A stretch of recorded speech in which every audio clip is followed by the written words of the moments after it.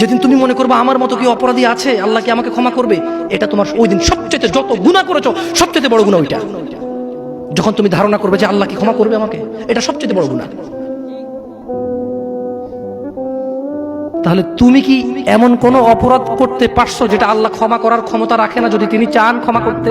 এরকম কি তুমি মানো? এটা তুমি এটা মানো? তাহলে তোমার অপরাধের ক্ষমা চাও আল্লাহর কাছে, ক্ষমা চেয়ে ফিরে আসো আল্লাহর দিকে। তুবু ইলাল্লাহ তাওবাতান নাসুহা, ফিরে আসো আল্লাহর দিকে একনিষ্ঠ ভাবে। তুবু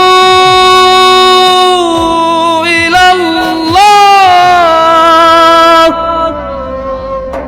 তাওবাতান নাসুহা, আল্লাহর দিকে ফিরে আসো, আল্লাহর দিকে ফিরে আসো, আল্লাহর দিকে ফিরে আসো।